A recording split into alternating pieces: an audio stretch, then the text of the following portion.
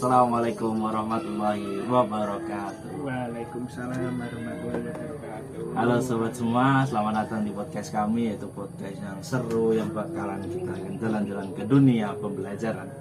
Pada kesempatan kali ini kita akan membahas tentang sejarah peradilan Islam ya Mas ya. Ya, betul sekali. Dari waktu pra-Islam hingga zaman sekarang.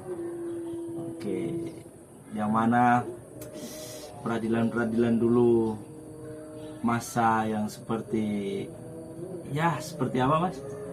Ya, maka peradilan itu nggak ujuk-ujuk ada gitu. Pasti ada prosesnya lah dari zaman pra-Islam hingga zaman sekarang itu.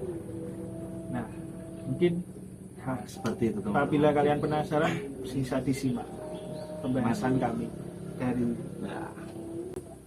Oke, kita lanjut aja Mas. Pada kesempatan kali ini kita akan membahas tentang sejarah peradilan Islam, yang mana kita akan membawa, yang pertama kita akan membahas tentang sejarah pra-Islam ya Mas ya. ya zaman dimana Islam belum datang, zaman dimana masih banyak sekali namanya kriminal, keadilan masih ibaratnya yang berkuasa itu yang pasti menang. Yang kuat yang menang. Ya, Gitu. seperti pada hukum Ibaratnya rimba. gitu lah. Seperti hukum rimba. Nah, mungkin kita ketahui di zaman pra-Islam ini banyak diselesaikan secara hakam, yaitu artinya yang dituakan, yang menyelesaikan sengketanya. Ya, seperti kata-kata saya tadi, apabila sampean kuat, sampean banyak pengalamannya, itu bakal menang. Kan begitu Mas Abdul? Ya, betul sekali Mas, ya Allah. Masalah hukum itu lebih banyak diselesaikan secara Islam atau secara Islam, secara apa Mas? Secara kesukuan. Kesukuan. Ibaratnya gini, ya, sampean di satu suku itu paling kuat sendiri. Nah, pasti sampean yang bisa menang di suku itu, karena sampean ada di suku yang paling kuat. Lawan sampean ibaratnya suku yang minoritas. Nah, disitulah pasti bakal kalah. Apalagi sama yang paling dituakan, sudah berpengalaman di suku itu, wah udah pasti kalah duluan itu. Nah, itu mungkin sedikit cerita dari peradilan zaman pra-peradilan Islam. Nah, selanjutnya itu kita masuk ke zaman Rasulullah. Nah, zaman dimana peradilan Islam itu mulai dibangun. Nah, di zaman ini mulailah ditata lah seperti caranya kayak peraturan mengenai peradilan mengenai perkawinan, wakaf, zakat, ya pokoknya yang udah berlaku kayak sekarang itu lah. Itu kan tetap dulu prosesnya panjang sekali. Mungkin di zaman pra-Islam belum ada, terus zaman Nabi mulailah diterapkan. Nah, secara kita ketahui sendiri zaman Nabi itu mungkin mulai pembentukan dari peradilan Islam itu mungkin pasti banyak sekali tantangan. Entahlah dari suku kaum Quraisy itu sendiri atau suku-suku kafir semua itu. Berarti perbedaan antara yang pra-Islam sama setelah datangnya Rasulullah ini, ketika Rasulullah datang atau setelah Rasulullah ini memimpin, berarti banyak sekali perubahan-perubahan yang Rasulullah berikan ya kepada waktu itu tentang peradilan di sana. Ya mungkin kita belum lahir, tapi kita harus belajar tentang ini. Kita itu harus tahu sejarah aja. Kita harus tahu bagaimana sejarah yang pra-Islam yang sebelumnya ini, habis itu ketika Rasulullah datang, terus kitab Al-Quran juga ada kan ya Mas ya. Mungkin Allah menyatukan jadi sejarah itu menjadi peradilan yang sejarah peradilan yang dulu kelam sekarang menjadi teratur. Nah, waktunya tersusun. Ya mungkin karena memang banyaknya manusia pada waktu itu melanggar, terus Rasulullah tahu, ya kan? Mungkin karena gini Mas, mungkin kita bisa ibaratkan kayak suatu kebiasaan gitu. Nah, kebiasaan. Masa pra-Islam itu kan kita ketahui sendiri. Nah, pokoknya wah ibaratnya minum-minuman khamar gitu. Terus peradilan tentang kesetaraan gender antara wanita dan pria kan pasti masih berlaku di saat itu. Karena yang kita ketahui sendiri kan di saat itu kan memang untuk kesetaraan gender belum ada. Bahkan Betul, belum ada Bahkan- sekali. bayi, kalau wanita bayi wanita itu lahir, bayi dan kelaminnya itu perempuan, itu pasti bakal dibunuh secara hidup. Sangat kejam sekali Mas ya. Ya itu termasuk masalahnya kebiasaan pra-Islam. Ya. Nah, mulai dari masuk peradilan Rasulullah lah, peradilan itu ditetapkan. Ibaratnya bayi habis lahir, wanita kelaminnya tidak boleh dibunuh karena memang laki-laki dan wanita itu sama-sama makhluk ciptaan Allah. Jadi jangan memandang hanya wanita. Apabila kan dulu kita ketahui mungkin tahun segitu kan, wah pasti masih banyak perang. Wanita mau diandalkan apa sih? Ya perang. Daripada itu mending kayak ibaratnya kalau lahir seorang bayi wanita itu kayak aib gitu. Iya. Di situ dibunuh. Terus kan kita ya mungkin pandangan kita sekarang itu secara nggak etis. Cuman dulu itu termasuk kebiasaan. Nah, mulai di zaman peradilan Nabi lah, peradilan itu ditetapkan. Nah, ibaratnya. Ya, berarti ya banyak sekali pada waktu Rasulullah datang, peradilan-peradilan sudah mulai teratur, terutama yang pada pernikahan, terus pada waris, perdata, pidana, bahkan sampai dengan negara-negara lain yang mungkin pada waktu itu masih sedikit ya Mas ya. Iya, betul. Yang dasar jelasnya itu pada Al-Quran yang diturunkan oleh Allah Subhanahu wa Ta'ala. Oke. Di sini pun ada sih namanya prinsip al-bayinat al-mudda'i wal yamin alaman angkara. Yang menuduh wajib membawa bukti dan yang menyangkal wajib bersumpah. Apa itu Mas maksudnya? Maksud kata-kata yang prinsip itu apa Mas nih? Mungkin secara Kayak mungkin menarik pandangan sekali. saya ya, mungkin pandangan saya zaman Zahiliyah itu kita asal menuduh, kita suku yang kuat, kita yang pasti yang dituduh yang bakal salah, Ya. walaupun nggak ada buktinya. Ya. Dari zaman Nabi lah ada prinsip itu, yang menuduh wajib membawa bukti dan yang menyangkal harus bersumpah. Mungkin masuk ke zaman Nabi dimulailah ketetapan itu karena biar adil. Jadi misalnya nih suku besar tak melakukan kesalahan, Ya. jadi harus ada buktinya. Harus bila dia menyangkal harus bersumpah dulu. Nah, apabila bukti ini kuat, maka di zaman Nabi itu suku itu bakal kan yang suku itu melakukan kesalahan, dia yang bakal dipidana, bukan yang malah yang melaporkan itu. Beda lah zaman dulu, pada zaman jahiliyah, apabila kita melaporkan suku yang paling kuat itu, maka kita bakal kita loh yang bakal kena, karena memang suku itu kuat dan juga mereka punya Bukti. bukan bukti mas, Ya Pak. kayak tadi loh mas, apa seorang yang dituakan, Oh, dia yang memiliki dituakan. pengalaman gitu loh mas, Ya. jadi dia pintar ngomongnya, terus kita yang bakal kalah, terus kita malah yang bakal kena pidana tersebut gitu mas. Mungkin sepintas secara pemikiran saya gitu, dan saya mungkin saya ketahui sekilas lah mengenai zaman itu, karena memang zaman itu kan kita belum lahir juga. Ya betul. Ya kalau kita sudah lahir sudah tua ya teman-teman. Bukan dah tua lagi mas. Oh, Sekarang udah tahun 1400 berapa? 47 ya? 47 istri ya, 47. masih umurnya ada berapa ini? Mungkin bisa dilanjut Mas yo. Kemudian kita tadi sudah membahas tentang apa namanya masa peradilan pra-Islam, kemudian masa peradilan waktu zamannya Rasulullah, kemudian ini ketika Rasulullah sudah tiada, apakah itu dilanjutkan oleh Khulafaur Rasyidin apa yang teman-teman atau sahabat-sahabat Nabi waktu itu Mas, seperti mungkin yang pertama kali itu yang disebut sampai dipanggil orang pertama kali yang masuk Islam, Abu Bakar As-Siddiq, terus Umar bin Khattab, kemudian Utsman bin Affan, Ali bin Abi Thalib. Itu gimana nih Mas? Ya mungkin dari zaman Rasulullah, mungkin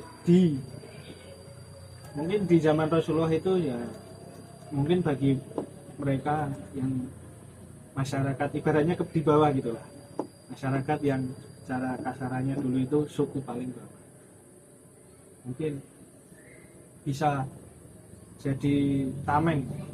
Cuman kan kalau kita ngasihnya cuman kayak tamengnya Nabi terus, tamengnya dari peradilannya Nabi, tetap kan gak bakal kuat, karena tetap seiring perkembangan zaman itu pasti ada lah seluruh cara buat ibaratnya buat kecurangan yang kita. Nah, kita masuk ke zaman Khulafaur Rasyidin, yang dimana zaman ini adalah zaman penerus dari Nabi Muhammad SAW yang diteruskan oleh 4 orang yang kita sebut Khulafaur Rasyidin. Mungkin kita ketahui sekali masa Khulafaur Rasyidin di 4 orang itu pasti sangat banyak sekali perubahan. Mungkin saya ambil contoh lainnya satu, Abu Bakar As-Siddiq, terus Umar bin Khattab, yang termasuk awalan ya. Ya, awalan. Dia meneruskan sistem Nabi dengan penguatan lembaga peradilan. Jadi mungkin zamannya Nabi itu sistem peradilannya sudah kuat. Pada zaman Khulafaur Rasyidin diperkuat lagi agar tidak gampang dibobol lah caranya. Kata-katanya nggak bakal dibobol oleh kecurangan lah atau apa. Lalu kita masuk lagi lah ke zaman Umar bin Khattab. Umar bin Khattab itu seorang yang visioner sekali. Yang kita ketahui ya Mas Abdul ya. Yes. Beliau memisahkan jabatan khalifah dengan qadhi. Apa itu Mas Wati? Jadi hakim fokus memutuskan perkara tanpa tekanan politik. Pada waktu itu sudah ada politik ya berarti?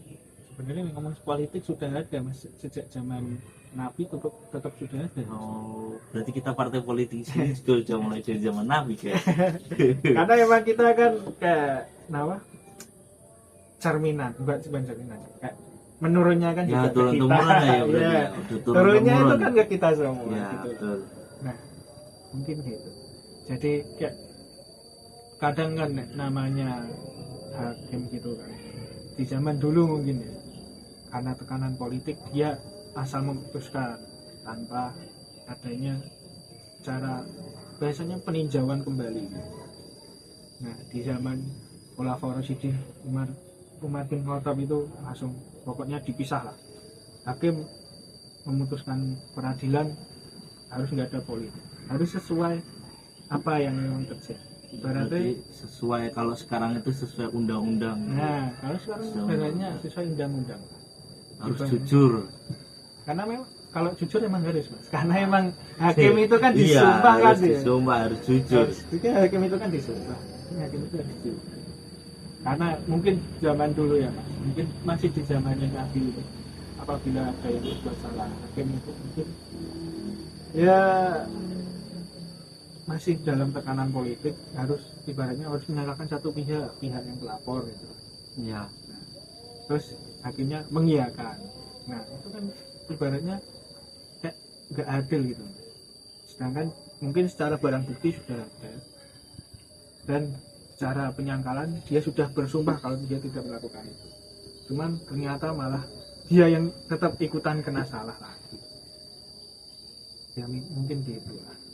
Sedikit cerita dulu, sedikit cerita yang bisa kita pahami, karena memang kita cuma dapat sekilas gambarannya, belum dapat, mungkin pasti banyak inti-inti yang belum kita gali dulu. Kita masih harus banyak menggali inti-inti dari itu semua. ya karena emang kan tadi siapa sih Umar bin Khattab kan emang salah satu sahabat Nabi yang terkuat ya. Iya, Sampai ada julukan apa Mas? aku lupa. Singa padang pasir apa ya? Ya pokoknya itulah nanti teman-teman. Pokoknya semua Khulafaur Rasyidin itu ada itu. Ya ada apa? Ada Abu Bakar As-Siddiq Ya, ada Abu yang Bakar dijuluki As-Siddiq, Al-Faruq. Faruq. Umar bin Khattab, aku sebenarnya lupa masalah apa. Ya mungkin kita lanjut aja Mas. Ketika tadi kan sudah tergambarkan nih teman-teman dari apa namanya? Udah 3 ya kita. Kita akan berbelakang ini. Ya, Kita akan masuk ke masa apa nih Mas? Masa dinasti Dinasti Umayyah. Umayyah. Nah, dinasti Umayyah.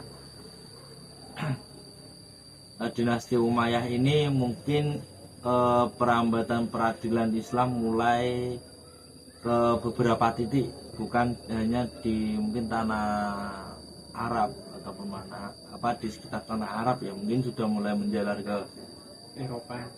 Eropa. Mungkin bisa masuk Israel. Gimana Mas itu Mas? Ya, kita masuk ke masa Khalifah apa? Bani Umayyah. Yang kita ketahui itu, dinasti Umayyah itu area peradaban Islam. Wilayah Islam itu semakin melebar. Ya benar kata Mas Abdul tadi. Dari zaman Khulafaur Rasyidin, mungkin dari wilayah sudah mulai disebarkan lagi, sudah mulai membesar lagi wilayah dari Islam. Nah, di zaman Bani Umayyah pun begitu. Zaman Bani Umayyah itu dilebarkan lagi, bahkan hingga ke Spanyol dan Asia Tengah. Nah, kita ketahui sendiri, dari wilayah yang luas ini, kita butuh peradilan yang semakin tebal, semakin besar.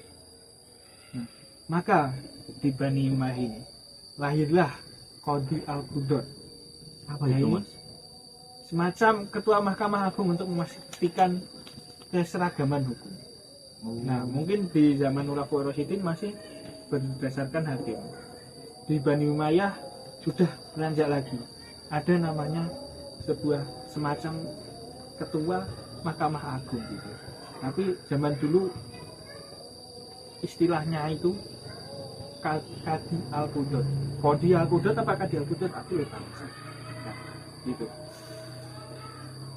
Itu fungsinya untuk biar memastikan keseragaman hukum. Jadi mungkin di zaman Khulafaur Rasyidin masih dibebankan semua oleh hakim ya. Terus mungkin yang kita ketahui sendiri lah, zaman sekarang kan juga udah ada namanya Mahkamah Agung juga ya, Mahkamah Agung, Mahkamah Konstitusi kan juga iya.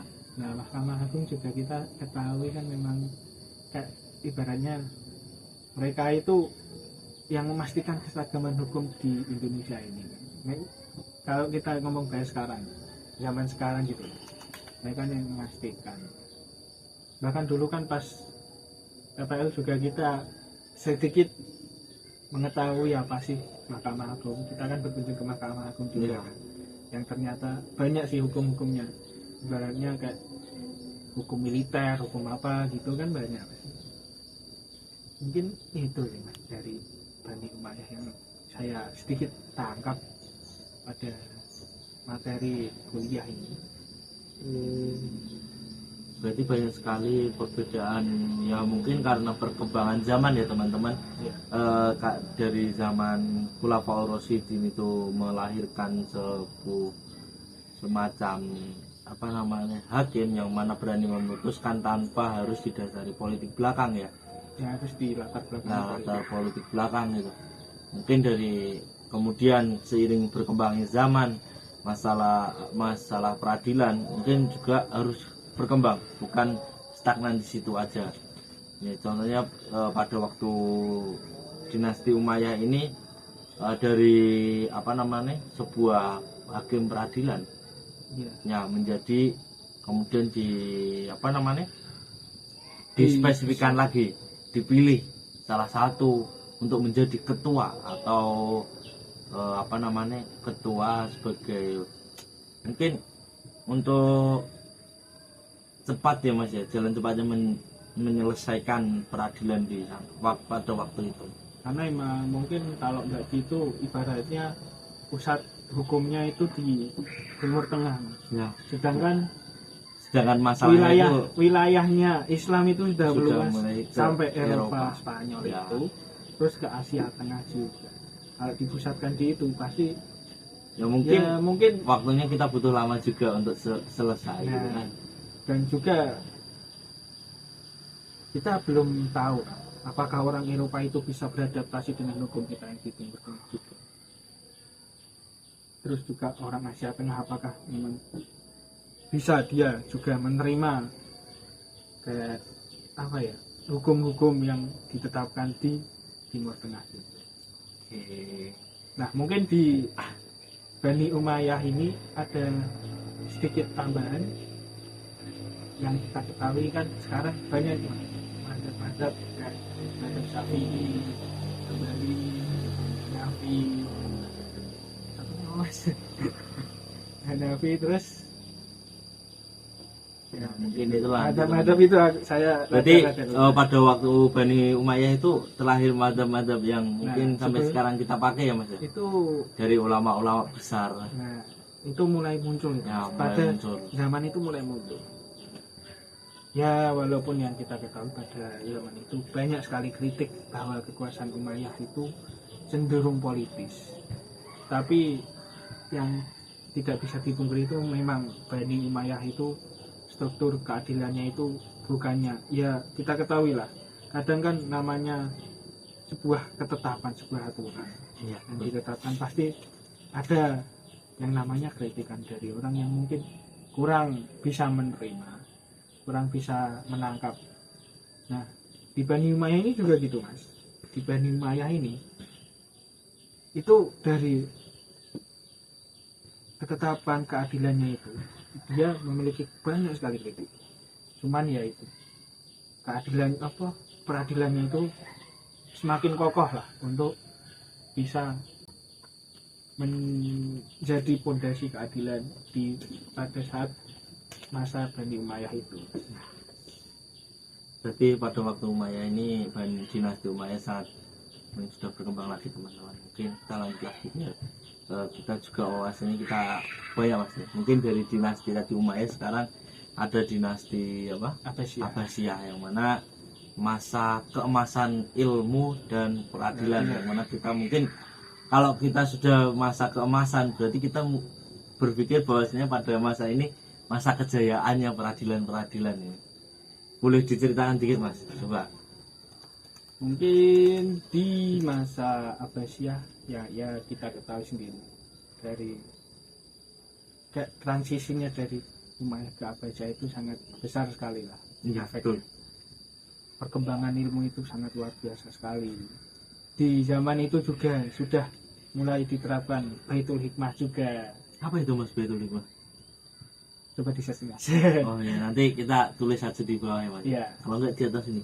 Nah, lalu penerjemahan besar-besaran dari pemikiran Yunani itu, Persia sampai India. Jadi di zaman itu penerjemahan itu semakin besar Mas, karena kita ketahui sendiri ya, dari Khulafaur Rasyidin sudah mulai lebar, di zaman Umayyah semakin melebar lagi, ya ini mencakup Eropa, Timur, Asia Tengah.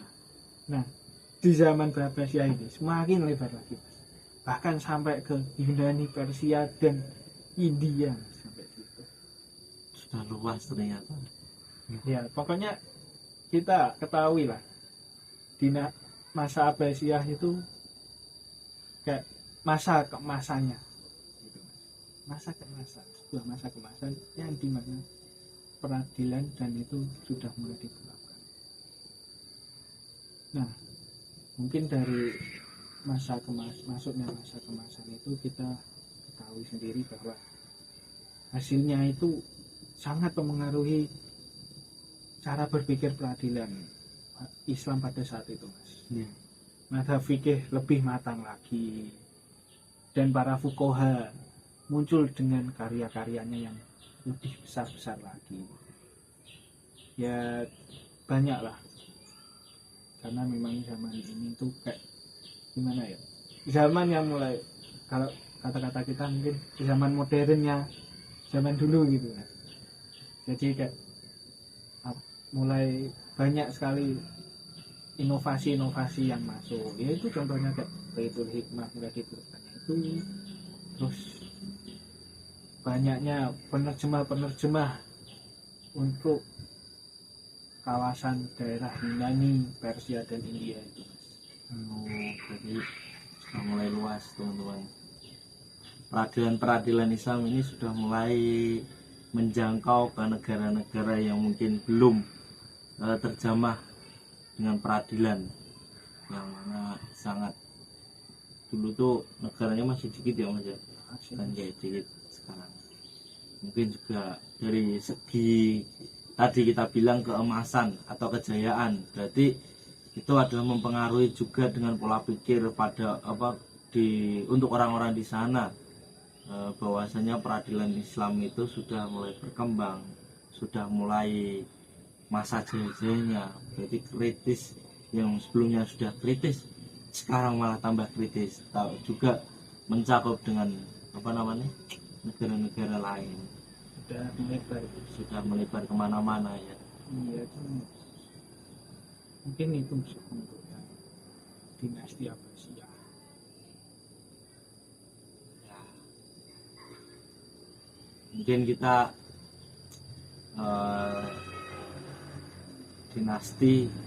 zaman dinasti sudah selesai nih mas, juga ya kan ya. Iya. Kita mungkin lanjut lagi ke perkembangan sejarah peradilan Islam ini bukan di Eropa, bukan di Timur Tengah, melainkan di Nusantara. Pada waktu kerajaan Islam dan masih hukum adat, atau Islam masuk dengan masih banyak-banyak adat istiadat yang mungkin warga ataupun masyarakat itu masih kental dengan ya mungkin kebiasaan-kebiasaan. Contohnya apa mas? Coba mas. Contohnya apa ya? Apa ya Apakah sekarang ibarat kayak kita ketahui lah tradisi di Kudus itu kan nggak boleh nyembelih sapi, itu apakah termasuk mas Yanas? Di Kudus Kan ada tradisi kan, ibaratnya ya, mau ada acara cuman nggak boleh nyembelih sapi. ya, terus boleh apa mas? Kan kita ketahui sendiri mas, di Kudus itu kan zaman dulu kan sapi itu kayak dewa itu loh mas. Oh dewa, iya. Bahkan sampai sekarang mungkin sampean kalau ke Kudus mas, Saya belum pernah ke Kudus teman-teman. Benar. mungkin sampean kalau ke Kudus mas cari soto daging sapi itu mungkin jarang mas itu. Banyaknya daging kerbau mas. Waduh. Karena memang zaman dulu itu mungkin mungkin masih kendala tradisinya sapi di ibaratnya kayak dewa atau apa gitu. Sekali-sekali mas main ke Kudus biar ibaratnya bisa tahu ini. Ya, ini mas. Ya, insya Allah saya akan main.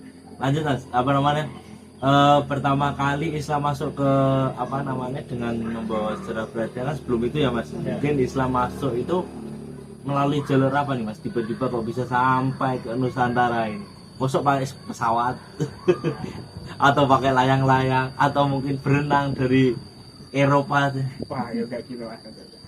Kan kita ketahui sendiri mas, Nusantara dulu kan kita ketahui sendiri Nusantara itu kan sentranya rempah-rempah mas.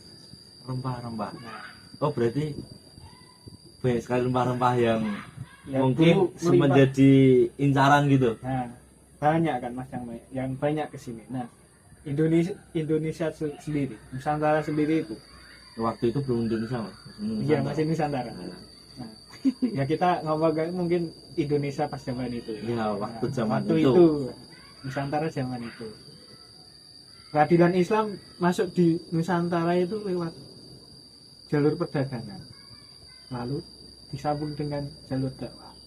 Nah, jadi misal nih orang dari Timur Tengah, orang Islam masuk ke sini, dia berdagang sambil berdakwah. Jadi kayak ibaratnya mungkin kita bisa kasih bayangan kalau jualan misal rempah-rempah apa gitu sambil berdakwah, kayak cerita saya ada agama gini, akhirnya gini gitu lah. Terus kan banyak orang yang jadi minat lah ikut masuk Islam gitu. Nah, mungkin gitu Mas. Mungkin secara awal kayak peradaban Islam masuk ke Nusantara ada dua, jalur perdagangan lalu jalur dakwah. Oh, seperti itu. Jadi kita tahu sejarah peradilan, tapi juga kita tahu bahwa Islam itu pertama kali masuk ke Indonesia itu jalur perdagangan dan dakwah. Sangat keren sekali Islam merajalela ke negara-negara yang mungkin zaman dahulu belum dijamah oleh agama Islam. Ya, kemudian seperti kerajaan, mungkin waktu itu masih banyak kerajaan-kerajaan ya Mas ya? Masih banyak. Mungkin kayak kerajaan apa aja Mas? Mungkin ya yang banyak kita ketahui lah, kerajaan Samudra Pasai, Demak, Aceh Darussalam hingga Mataram ya Mas. Di sini mereka menerapkan hukum Islam. Nah, mereka itu juga ibaratnya kayak kerajaan pencetus atau pertama kali yang memakai hukum Islam di Nusantara juga. Nah, khususnya di bidang keluarga, muamalah, dan pidana tertentu. Jadi selain dari perjuangan dakwah dan perdagangan tadi, mungkin Islam juga menerapkan di dalamnya itu tentang tadi yang dicetuskan oleh Rasulullah, bahwasanya telah turun hukum-hukum mengenai keluarga, jual beli atau muamalah dan pidana. Jadi secara garis besarnya itu dari Rasulullah sampai ke Nusantara itu kan waktunya dengan waktu lama ya, mungkin banyak sekali yang menjadi menjadi kebiasaan sih, bukan nih Mas ya, turun temurun lah itunya, dari Rasulullah hingga ke Nusantara. Ya banyak, maksudnya tadi kan kita sudah diberikan zaman Rasulullah, zaman Khulafaur Rasyidin, lalu zaman Bani Umayyah, lalu masuk ke zaman Abbasiyah. Setelah itu kita masuk ke sejarah peradilan di Indonesia ini pada zaman dulu. Nah, mungkin yang kita ketahui juga pada saat itu kesimpulannya adalah peradilan Islam ini tidak hanya kuat di Arab saja, tapi peradilan Islam itu bisa menyatu dengan budaya manapun. Contohkanlah kayak di Indonesia kan, ya, dulu masih banyak kerajaan gitu. Betul. Nah, kita mungkin saya nggak tahu sih dulu peraturannya sebelum Islam masuk gimana. Terus setelah Islam masuk kan mereka menetapkan hukum Islam di dalam. Jadi ini akan semakin kesini hukum sejarah peradilan Islam itu semakin berkembang, semakin meluas, semakin kuat, semakin kokoh. Ya, itulah tadi yang teman-teman seputar sejarah peradilan Islam dari mata kuliah sejarah peradilan Islam yang kita bahas dari tadi yang pertama pra-Islam hingga di Nusantara. Banyak sekali pemikiran-pemikiran dari zamannya pra-Islam itu masih mungkin bisa dikatakan hukum rimba ya Mas ya, yang kuat dia yang menang. Kemudian zaman Rasulullah yang mungkin peradilan sudah mulai tertata, kemudian dilanjutkan lagi masa Khulafaur Rasyidin yang mana setelah tertata itu akan dikembangkan lagi untuk menjadi mungkin bisa waktu itu dikembangkan lagi oleh Khulafaur Rasyidin biar agar peradilan itu semakin lebih kuat dan lebih kokoh. Kemudian lagi waktu Abbasiyah, Umayyah dulu yang semakin setelah tadi dari Khulafaur Rasyidin semakin kuat, Bani Umayyah bukan semakin kuat tetapi lebih ke menjuru ke beberapa negara yang ada di sekitar Timur Tengah. Kemudian lagi di Bani Abbasiyah, kemudian juga mengembangkan lagi ilmu peradilan, diimbangkan dengan ilmu dakwahnya juga, dan berkembang juga ke beberapa negara yang mungkin menjadi luas, kemudian menjadi luas kembali.